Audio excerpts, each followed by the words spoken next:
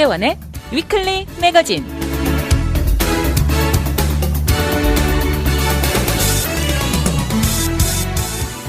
안녕하세요. 위클리 매거진의 문대원입니다. 이번 학년에 대학을 졸업하는 학생들에게 빠른 경우 5월에 졸업식이 있으면서 이제 불과 몇 개월 남겨두고 있습니다. 4년이란 세월이 어떻게 다 지나갔는지 믿어지지 않는 가운데 그동안 딸을 동부대학으로 보낸 한 엄마는 이제 마지막이라고 말합니다. 이번 겨울방학을 마치고 학교로 돌아가는 딸에게 마지막 힘내라면서 졸업식에서 만나자고 작별을 합니다. 친구들이 모인 자리에서 이번에 딸이 졸업하고 돌아오는 비행기표 예약을 했다면서 왕복 티켓이 아니고 편도라고 웃으면서 말합니다. 이렇게 성장한 자녀들이 대학을 졸업하는 인생의 또 하나의 마일스톤을 쌓으면서 부모들을 흐뭇하게 만듭니다.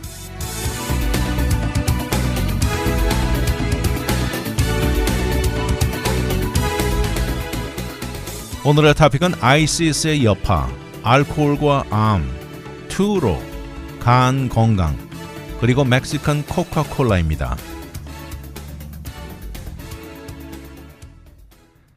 2025년 새해 시작부터 뉴올리언즈에서 프렌치 코로 트럭 참사, 그리고 실패한 유럽 음악 콘서트 폭발 계획 등 최근 과격한 사건들이 상당한 공통점이 있으면서 이 모두 아이시스, 이슬람 무장단체죠. 이들의 여파가 작용했다는 목소리가 나오고 있습니다.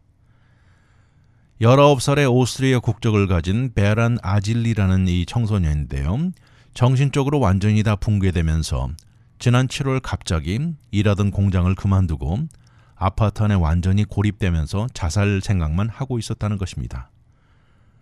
돈도 없고 친구도 다 사라지면서 폭력적인 비디오와 이 아이시스에 충성하는 비밀 챗룸 안에서 들어가 하루 종일 빠져 있었던 것이죠.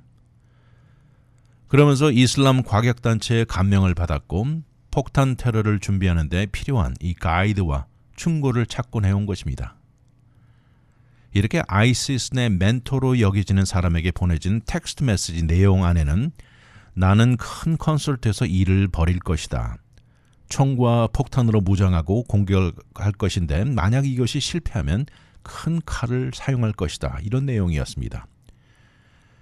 이렇게 계획된 공격은 8월 9일 비엔나의 테일러 스위프트 콘서트였었는데 결국 경찰들의 이 테러 계획은 무산되었죠.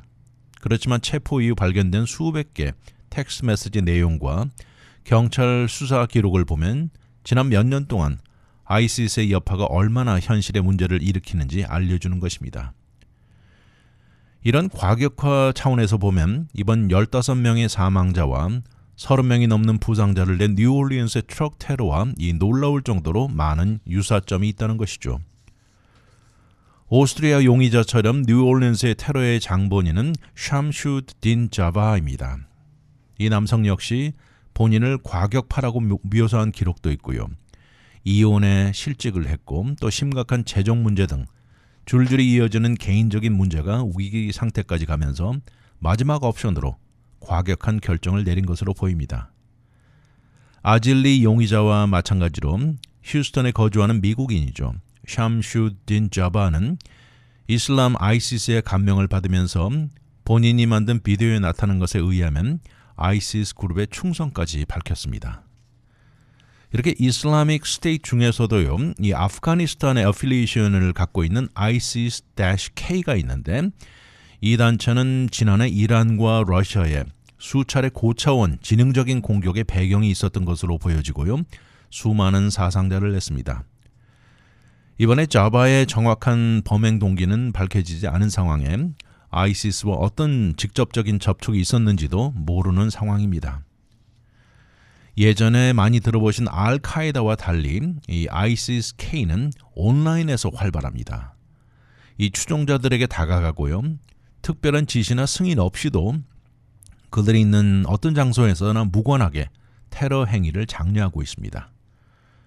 특별한 리더 없이 중동 지역이나 북아프리카 등의 그림자처럼 존재하는 것입니다.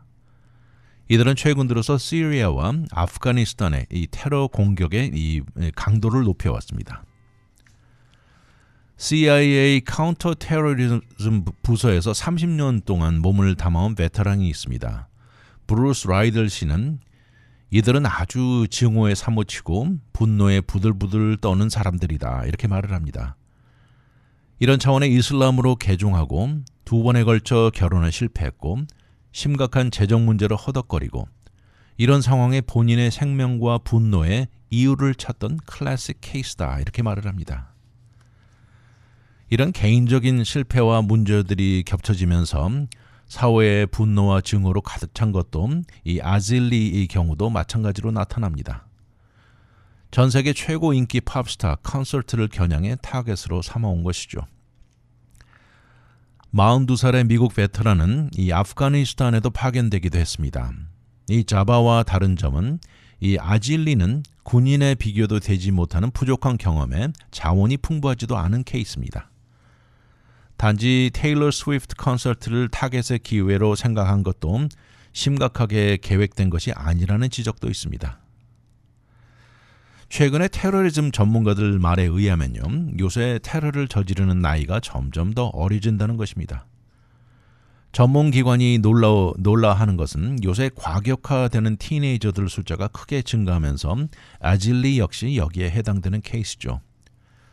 아이시스 비디오에 빠져들고 테러리스트들을 마치 그들의 우상이나 롤 모델로 착각하는 것이죠. 소셜미디어 안에서 이런 그룹들의 메시지를 차단하려 노력하지만 사실 이런 기술 텍 분야에 익숙한 티네이저들은 이런 것을 쉽게 찾는다는 것이죠.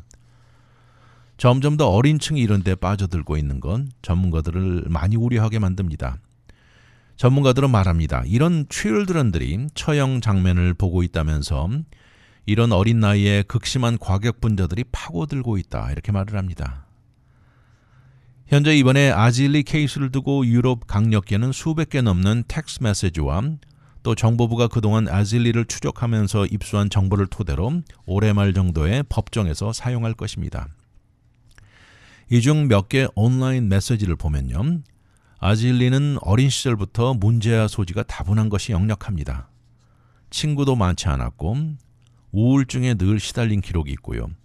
또 오스트리아 비엔나에서 출생한 이 노르트 마세도니아 이민자의 아들입니다. 그러다 보니까 이슬람 종교에서 태어난 경우고 이 극단적인 아이시스를 받아들이는데 한층 더 쉬웠을 것이라는 것이 강력계 전문가들의 의견입니다. 압수된 셀폰 조사에서도 보면 이 아이시스와 알케이다 프로파간다 내용이 가득 차 있었고요. 비디오 이미지 중에는 이 머리를 자르는 참수하는 장면도 여러 개 있었다는 것이죠. 이런 변화는 학창 시절에도 많이 나타나 있습니다. 이 교실에서 행동도 크게 변하면서 선생님들도 위험한 존재라는 생각을 많이 하게 만들었습니다. 교실 구석에 혼자 앉아서 셀폰으로 여러 개 셀피를 찍고 이것을 이전에 온라인에서 구입한 칼과 메쉬리 같은 것을 합쳐서 영상을 만들어 온라인에 올리는 것이었습니다. 콘서트 날짜가 가까워오자 아이시스 측으로부터 어드바이스를 찾기 시작했습니다. 그러자 독일의 담당자 연락처를 알게 되었고 7월 30일 텔레그램 메시지를 주고받은 기록도 경찰이 압수했습니다. 이 연락처에 나와 있는 이름은 바로 아부 오마르라고 적혀 있습니다. 이렇게 강력계를 위협하는 것은 온라인의 극단주의 과격파들의 영향이 너무나 쉽게 널리 퍼져 있다는 것이죠. 이런 것들이 극단주의를 찬양하는 어린 세대들에게 가해지는 여파는 치명적이라는 것입니다. 잠시 후 돌아오겠습니다. 와이드 매거진 문대원의 위클리 매거진.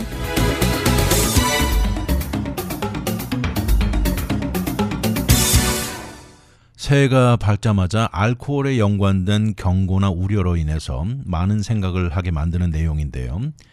이번에 미국인들의 의사격인 서전 제너럴에 의하면 알코올 섭취는 암을 유발하는 것이 명확히 연결이 되어 있다는 것입니다. 그리고 이것은 예방이 가능한 이유 중 하나라고 지적하는데요. 그러면서 앞으로 알코올 들인 음료수에 대한 경고문, 레이블이 담배에 적혀 있듯이 다 올라야 한다는 주장을 하고 있습니다. 사실 미국인들이 알코올 단 한 잔도 암 위험도를 높인다는 것을 모른다는 지적을 하고 있습니다. 최근에 지나간 연말연시 할러데이 기간 동안 분명히 알코올 섭취는 증가했을 것입니다. 그런데 이렇게 알코올 섭취로 장기적으로 나타나는 것은 암 유발에 연관이 있다는 것을 미국인 중 60%는 모른다는 지적을 하고 있습니다. 지난주 금요일이었죠. 서전 제너럴이 내놓은 새 리포트에 의하면 알코올 섭취는 암의 예방이 가능한 리스트에 3위에 올랐습니다. 다시 말해서 우리가 예방을 해서 이 중단을 하면 예방이 가능하다는 리스트죠. 첫 번째가 토베코고요. 두 번째가 비만, 그리고 세 번째가 알코올, 이렇게 1, 2, 3위에 오른 것입니다. 매년 미국 내 10만 명의 암 케이스, 그리고 2만 명의 암 사망 케이스에 예방이 가능한 이유로 간주됩니다. 이것은 한 해 알코올 연관으로 자동차 사고로 사망하는 13,500 케이스보다 높은 숫자, 이 숫자가 미리 예방할 수 있었다는 것이죠. 이러함에도 미국인들은 알코올의 위험들을 모른다는 것이죠. 이런 상황이니 미국 내 알코올이 주는 암 위험도에 대한 의식을 높여야 한다는 목소리를 내놓은 것입니다. 이 암 중에서도 특히 유방암이 알코올과 연관이 가장 명확하게 나타납니다. 이것은 전체 유방암 케이스 중 16.4%가 알코올 섭취가 암의 유력한 이유였다는 것이죠. 이번에 내놓은 리스트 중에 암 중에 최소한 유방암을 포함해서 7가지 타입이 알코올 종류에 상관없이 연결되었습니다. 이 알코올은 종류에 무관합니다. 이 암들은 대장 항문암이 있고요. 또 식도암, 간암, 구강암, 목구멍암 등 대표적이었습니다. 특히 유방암이나 구강암, 목구멍암의 경우에는 암 유발 위험도가 하루에 단 한두 잔만 마셔도 증가했다는 것이죠. 이번 리포트는 이런 수치가 놀랍고 우려된다고 말을 하면서 미국인들 사이에 알코올이 얼마나 흔히 섭취되는지를 생각하면 놀랍다는 것이죠. 2019년에서 2020년 사이 미국 어른 성인 중 72%는 일주일에 한 잔 이상 마셨다고 말했습니다. 그런데 이 중 절반 이상이 알코올과 암 유발이 직접적으로 연관이 있다는 사실을 모른다고 말한 것이죠. 사실 이것은 이미 1980년대에 발표되었고 시간이 가면서 증가는 점점 더 쌓이고 명확해지고 있는 현실입니다. 그러나 알코올 생산하는 측에서 일부 과학자들이나 어느 정도 알코올 섭취를 지지하는 측에서는 매일 적절한 양의 알코올 섭취는 심장 질환을 줄여준다고 믿고 있습니다. 그런데 최근 새로 나온 연구를 보면 이전에 이런 모든 연구 결과들을 내놓은 과정에 이들이 진행한 방법을 비난하고 지적하면서 그들의 결과를 믿지 않는다는 것이죠. 이번 리포트를 두고 사실 미국 의사협회는 큰 박수를 보내고 있습니다. 지난 수년 동안 미국 의사협회 AMA는 꼭 알코올 중독 레벨이 아니어도 어느 정도 무관하게 알코올 섭취는 암 위험도를 높인다는 입장을 고수하고 있었습니다. 지난 수십 년간 이런 연결의 증거가 명확함에도 일반인들 중에 이 알코올의 위험도를 인식하지 못해왔다는 지적을 하고 있죠. 그러면서 이번 리포트에 큰 박수를 보낸다면서 알코올 음료수의 경고문, 레이블을 붙이는 것, 미국인들이 이런 중요한 사항을 인지하고 이런 캠페인은 건강을 더 좋게 하고 생명을 구할 것이다, 이렇게 말을 하고 있습니다. 현재 미국 시중에서 팔리는 이 알코올 음료수에는 임신 중 알코올 섭취할 경우 선천적 결함을 갖는 이 출산 위험도에 대한 경고문은 붙어 있습니다. 그리고 음주는 운전과 기계 조작 능력을 저하시킨다는 레이블이 의무적으로 붙이고 팔리고 있습니다. 그런데 이런 레이블이 1988년 이후 업데이트는 한 번도 되지 않았다는 것입니다. 그런가 하면 여기 나와 있는 것을 보면 한국을 포함해서 다른 국가에서는 암 유발의 경고문이 이미 사용되고 있다고 하네요. 그리고 2026년에 가서는 아일랜드에서 시작될 예정이고 이것은 결국 알코올과 암으로 이 사망의 연결을 의미하는 것입니다. 이것을 두고 서전 제너럴은 이런 경고 레이블은 효율적인 방법이라고 강조하면서 일반 사람들 인식에 암 유발에 연관되고 건강에 절대 좋지 않음을 알리는 가장 좋은 방법이다, 이렇게 말을 합니다. 캐나다에서는 이렇게 병을 보면 알코올 음료수에 아주 밝은 눈에 잘 띄는 색깔로 경고 워닝 레이블이 붙어 있습니다. 알코올 섭취는 암을 유발한다는 메시지로 인해서 2달 만에 일반인들 머릿속에 인식된 비율이 10%나 상승했다고 나와 있습니다. 물론 앞으로 더 추가의 연구가 이루어질 것이고 정확히 알코올 섭취 어떤 과정과 패턴이 암 위험도에 연결이 되는지 알아내야 할 것이고 또 어느 연령층과 발달 과정에 이런 영향이 암 유발에 어떻게 작용을 하는지 등 알아야 할 것이 너무 많다는 것이죠. 그러나 이미 세계보건기구 WHO는 알코올을 암 유발하는 카르시노젠 그룹 1번 첫 번째 그룹으로 포함시켜 놓고 있습니다. 가장 위험도가 높은 캐테고리 안에 들어가 있죠. 이 안에는 토바코, 또 아스베스토스, 성면이죠. 또 포말데하이드 등이 포함되어 있습니다. 일단 알코올이 우리가 섭취해서 몸 안에 들어가면 이 안에서 분해되면서 아세트알데하이드로 변합니다. 그런데 이것이야말로 DNA에 붙어서 손상을 입히고 세포가 비정상적으로 성장하고 암, 투머를 만들게 변하면서 암을 유발하는 것이죠. 거기다 알코올은 반응적으로 나타나는 산화종을 만들어내면서 이것은 질병을 일으키고 DNA, 프로틴, 리피드에 손상을 더 일으키는 산화작용을 자극하는 것이죠. 거기다 알코올은 호르몬 레벨도 변화시킵니다. 여성 호르몬 에스트로겐이 특히 그러면서 유방암을 일으키는데 큰 역할을 한다는 것이죠. 또 추가로 다른 곳에서 오는 암 유발 요소들이 다가올 수 있게 자극도 한다는 것입니다. 아무튼 새해 들어 맥주 한 잔 등 알코올 섭취에 대해서 한 번 더 신중하게 생각해야 할 것으로 보입니다. 잠시 후 돌아오겠습니다. 오늘의 미국 안 봐도 눈에 환합니다. 와이드 매거진 문대원의 위클리 매거진.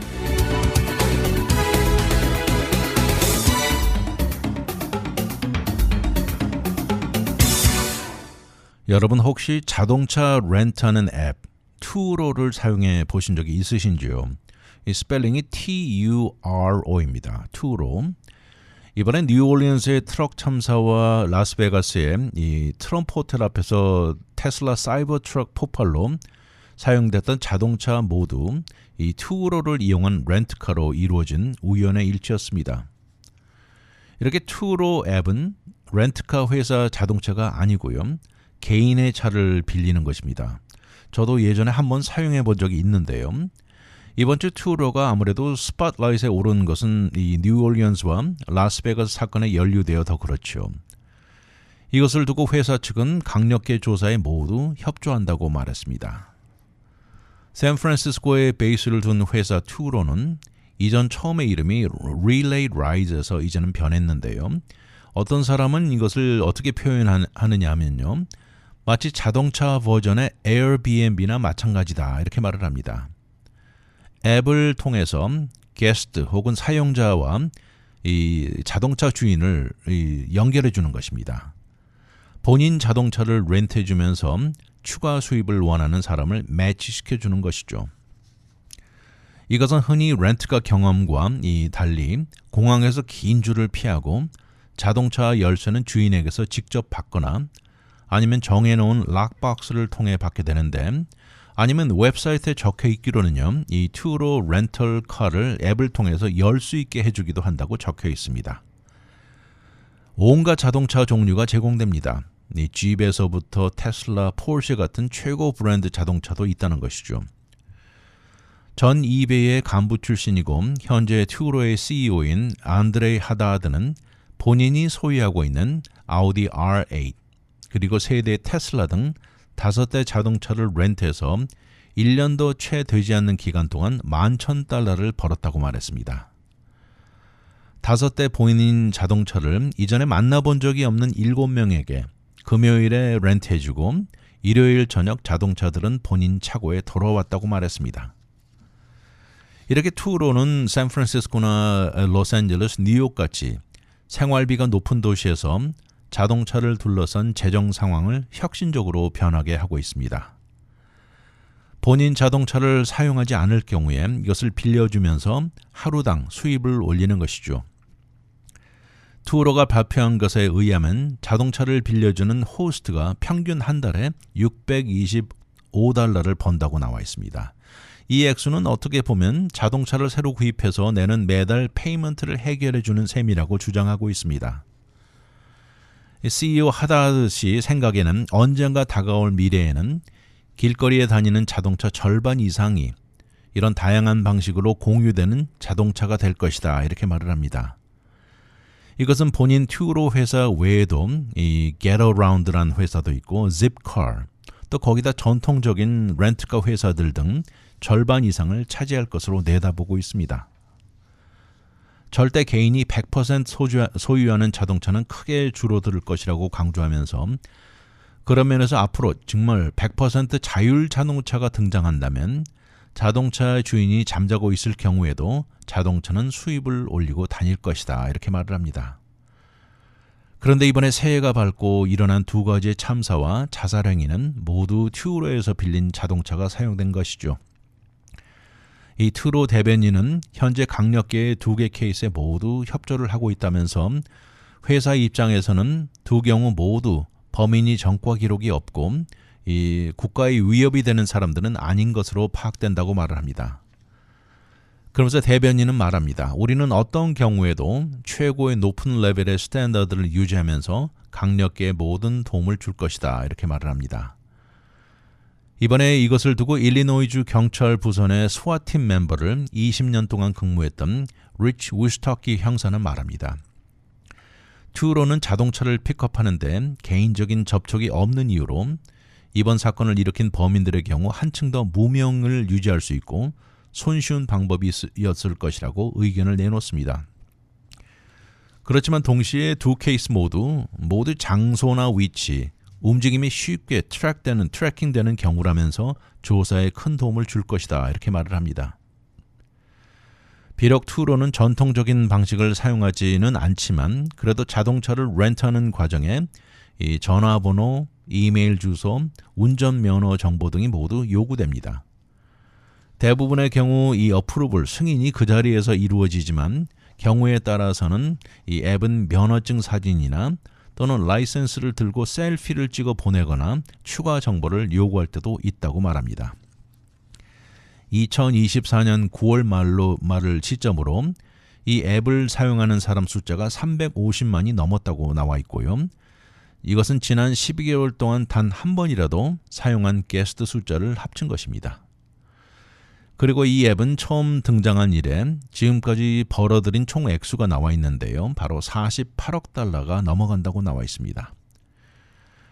회사 차원의 호스트나 게스트 어느 누구도 폭력이나 범죄적인 행위는 허용되지 않는다고 말하면서 앱을 사용하는 게스트나 호스트 모두에게 신뢰와 안전도가 가장 여기에 집중한다고 재강조하고 있습니다. 언제라도 의심이 가는 행위가 발견되었을 경우에는 신속한 조사가 이루어지고 또 전과 기록이 있는 게스트인 경우 우리 서비스를 이용하는 것에서 차단한다는 것을 강조하고 있습니다. 튜로는 지난 2021년 주식 공모 IPO를 접수했고요. 현재 넷 자산 가치가 8억 7,900만 달러를 넘어간다고 나왔습니다. 2023년에 올린 수익 액수는 1,470만 달러로 리포트되어 있고요. 이 회사의 가치는 15억 달러를 보고 있습니다. 그리고 현재 1,000명이 넘는 종업원이 속해 있다고 적혀 있네요. 이 회사에 투자한 기관 중에는 이 카나안 파트너스, 트리니티 벤처스, 어거스트 캐피털 등이 있습니다. 이번 참사를 두고 바이든 대통령은 캠 데이빗에서 리포터들에게 강력계와 정보국에서는 두 가지 연관이 있는지를 조사 중이라고 하는데 현재까지는 연결을 발견하지 못했다고 말했습니다. 라스베가스의 셰리프인 케빈 맥메힐 씨도 두 케이스에서 사용된 자동차가 튜로에서 렌트되었다는 것은 우연의 일치로 본다고 말했습니다.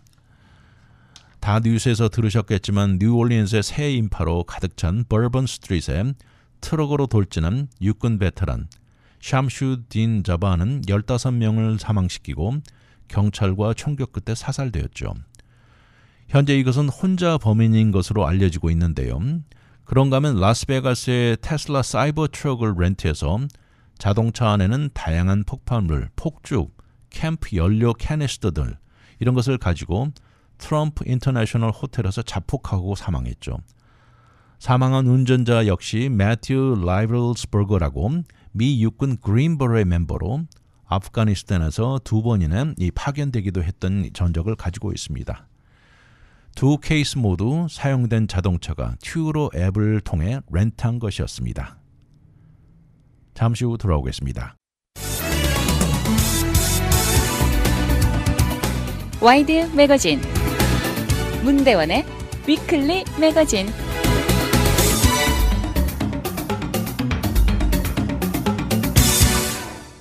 우리 몸 안에는 다양한 아주 중요한 장기들이 많죠.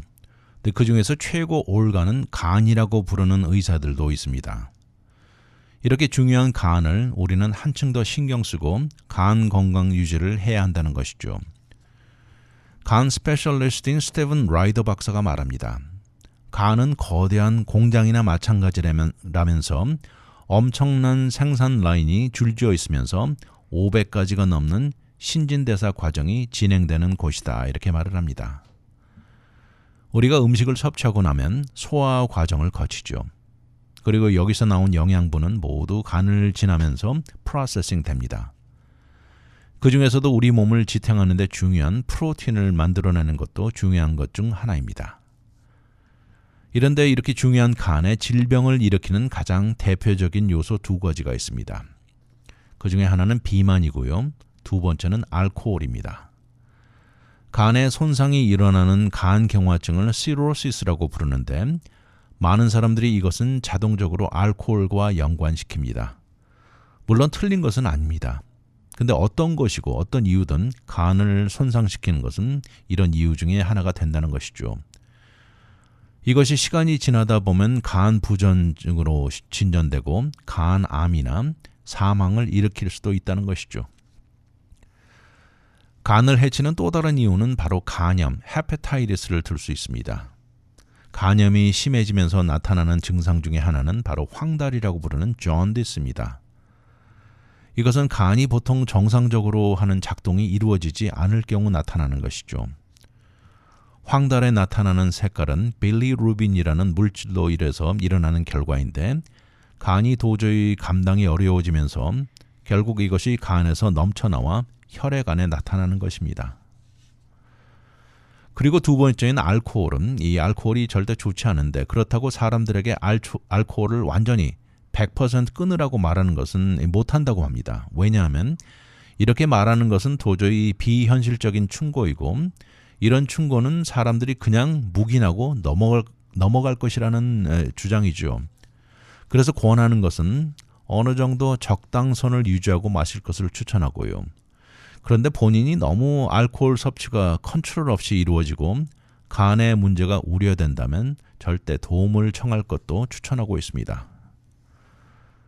우리가 알코올을 섭취하면 4분의 1 정도는 혈액 안으로 흡수되고요. 나머지는 작은 창자로 가서 결국 간에서 프로세스 되는데 대부분은 분해되고 아세탈데하이드라는 케미컬로 변합니다. 알코올을 마시는 데 있어서 일주일에 최소한 이틀이나 3일 정도는 알코올 없이 생활할 것을 추천합니다. 그리고 이 2-3일 정도가 가능하면 연속적으로 알코올을 멀리하면서 간이 휴식을 취할 수 있는 기회를 주라는 것이죠.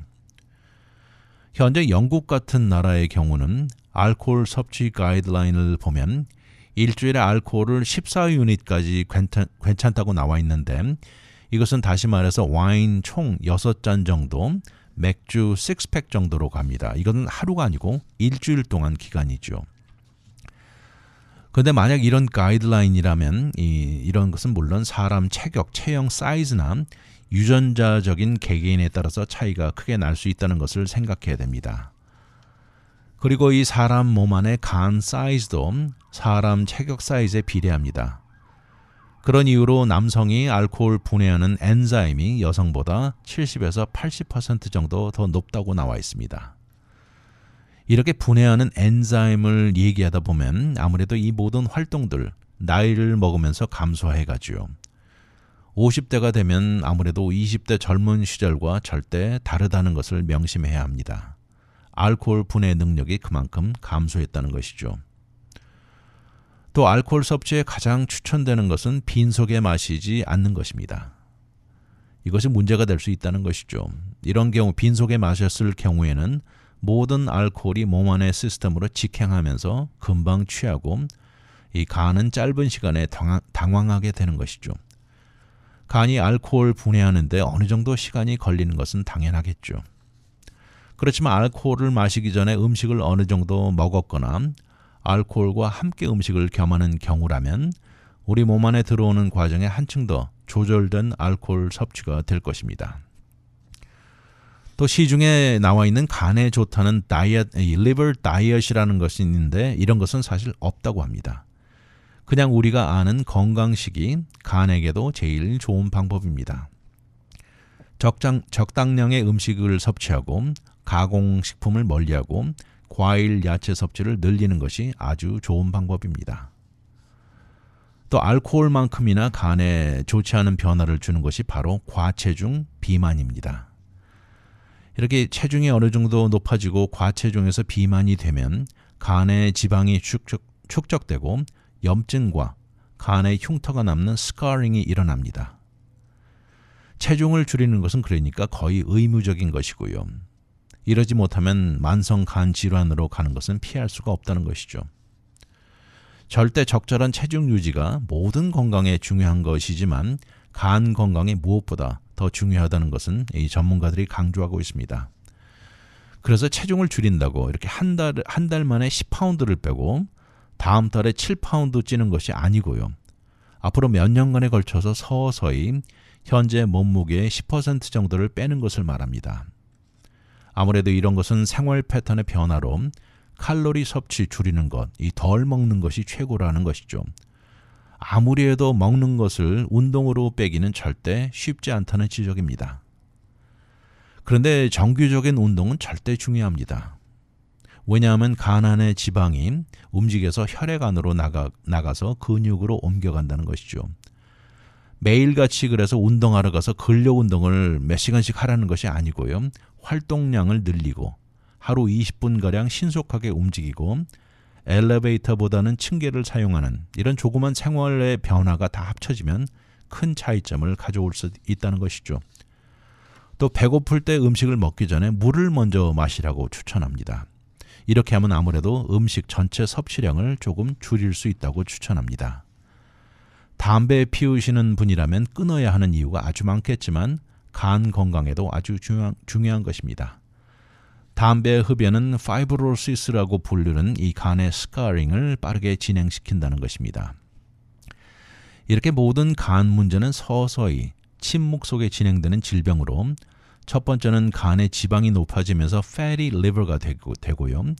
염증이 동반되고 그러다 서서히 15년에서 20년 사이 간의 스카링이 생기고 간의 사이즈가 줄어들기 시작하면서 이 정상적으로 하는 펑션이 크게 하락하게 되죠. 이 정도 되면 절대적으로 담당 의사 선생님과 상담이 절실합니다. 그리고 전문의 앞에서 솔직하게 모든 말을 다 해야 되는 것을 강조하고 있습니다. 또 한 가지 간 디톡스라는 말을 많이 들어보는데 건강한 생활 습관 라이프스타일을 갖춘다면 생각보다 인간 간은 자체 내 디톡시파잉 능력이 있다고 전문가들이 말합니다.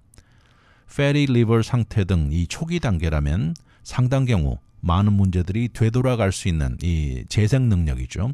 reversibility가 가능하고 건강한 간으로 돌아가는 경우 상당히 많다고 전문가들이 말하고 있습니다. 잠시 후 돌아오겠습니다. 오늘의 미국 안 봐도 눈에 환합니다. 와이드 매거진 문대원의 위클리 매거진.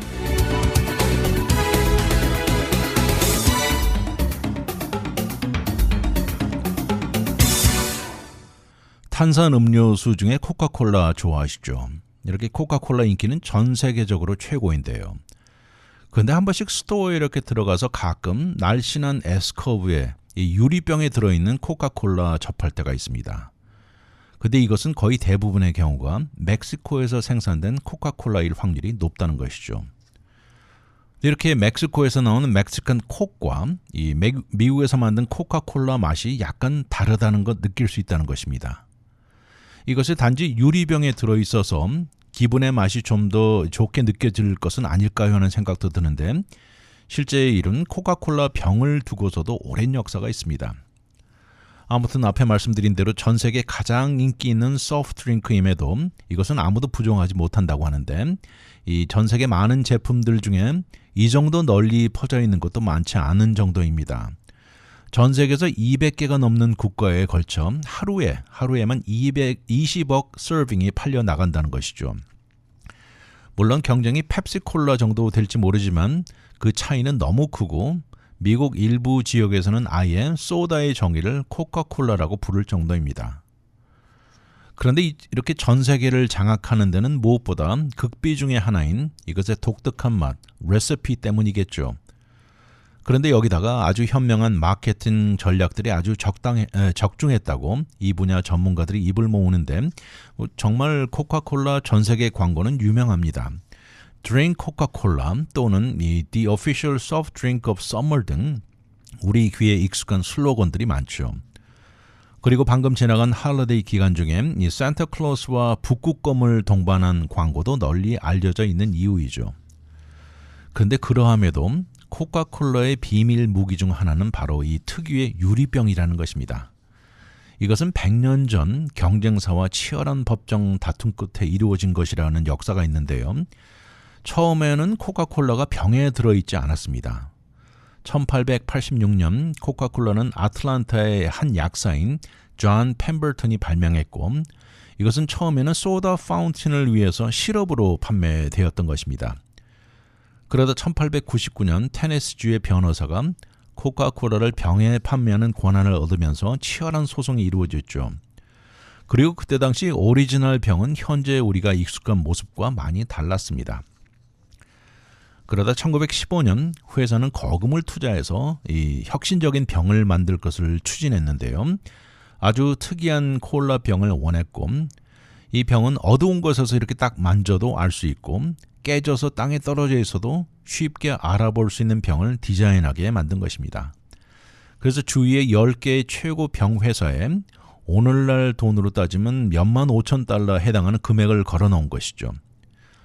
그리고는 인디아나주에 있는 병회사가 2명의 종업원을 로컬 도서관에 보내면서 최고의 영감을 자아낼 수 있는 것을 얻어오게 만든 것입니다. 이런 역사를 가지고 있는데 오늘날 우리가 아는 이 커브진 코카콜라 병을 디자인에 성공한 것인데 생각보다 많은 사람들이 이렇게 유리병 안에 있는 코카콜라 음료수를 마시면 더 기분이 좋고 더 맛있다는 사람이 은근히 된다는 것이죠. 실제로 코카콜라 맛이 지역에 따라 조금씩 다르기는 합니다. 예를 들어서 멕시칸 콕은요, 사탕수수, 슈거케인을 사용하는 반면에 미국에서 생산되는 코카콜라는 프룩토스 함유량이 높은 콘 시럽을 사용하는 차이입니다. 이 두 가지는 일단 우리 몸에 들어와서 분해되는 데는 큰 차이는 없다고 하는데요. 멕시칸 콕을 선호하는 사람들에게는 그렇지만 슈거케인으로 만든 것이 큰 차이를 가져온다고 주장합니다. 한 걸음 더 나아가 이것이 한층 더 상쾌한 맛을 준다고 하고 한층 더 자연스러운 맛을 느끼게 해준다 이렇게 말을 하고 있습니다. 그러니 어떻게 보면 맛이 더 좋게 느껴지는 것이 단순히 유리병 때문만은 아니라는 것이죠. 코카콜라를 정말 사랑하는 사람들은 두 가지 서로 다르다고 주장합니다. 멕시칸 콕이 한층 더 상쾌한 데다가 탄산화의 강도도 더 준다고 주장하고 있습니다. 코카콜라는 사실 어디서 생산되던 국제적인 회사이기 때문에 똑같다고 주장하는데 지역마다 생산되는 재료는 앞에 말한 대로 약간씩 차이는 있다는 것이죠. 멕시코에서 생산되는 콕의 재료를 이렇게 쭉 리스트를 보면 물론 카보네이드 탄산물이 있고 설탕, 캐러멜 색소가 있고요. 포스포릭 애시드 그리고 카페인이 들어있는데 이것은 미국 것과 똑같습니다. 그런데 거기서 한 가지 차이 나는 것이 앞에 말씀드린 슈거케인을 사용하는 것이 가장 큰 차이죠. 여기서 말하는 사탕수수에서 나오는 설탕은 미국에서 사용하는 콘 시럽보다 한층 가공도가 낮습니다. 이러다 보니까 아무래도 조금 더 내추럴하다는 생각, 또 클린한 맛이라는 견해도 틀린 것은 아니죠. 여기다 코카콜라가 생산되고 어디에 어떻게 패키징 되느냐도 이유가 된다는 의견을 가지고 있는 사람도 있습니다. 말씀드린 대로 멕시코에서 생산되는 코카콜라는 유리병에 들어있고 빨강색 금속 뚜껑으로 생산되죠. 반면 미국산은 이 플라스틱 병이나 알루미늄 깡통에 들어 판매되고 있습니다. 그러면서 이들이 말하는 것은 플라스틱과 금속은 코카콜라 맛에 영향을 준다는 것이죠. 그러나 반면 유리병은 그렇지 않다는 것이죠. 이런 이유 때문일까요? 멕시코에서 만들어져서 유리병에 패키지되는 것은 한층 더 오래 신선함을 유지할 수 있다는 주장도 있습니다. 이러니 멕시코에서 만들어진 코카콜라 맛이 더 좋고 상쾌하다는 의견이 나올 수도 있다는 것이죠. 재료로 들어간 당분의 차이가 가장 큰 차이를 가져오겠지만 이런 알루미늄 캔이나 재활용된 플라스틱 병 안에서 플레이버의 변화로 맛이 다를 수도 있다는 것이죠. 이것을 두고 눈 가리고 테스트하는 이 블라인드 테스팅을 해보니까 생각보다 결과가 그렇지는 또 않았습니다. 멕시코 콕이 더 압도적으로 좋다는 결과는 나오지 않았다는 것이죠. 실제 미국인 8명 중 7명은 미국산 코카콜라에 더 익숙해서인지 미국 콕을 선택했습니다. 사실 어떻게 보면 맛을 두고 선택하는 건 아주 주관적인 요소가 작용할 것입니다. 그러나 결국 개인적인 취향에 따라 이 선택하는 것이 더 크게 작용할 것입니다. 한번 기회가 되신다면 멕시코에서 생산된 이 호리호리한 유리병 안에 들어있는 코카콜라와 미국산 코카콜라를 한번 비교해 맛을 보시는 것도 재미있을 것 같다는 생각입니다.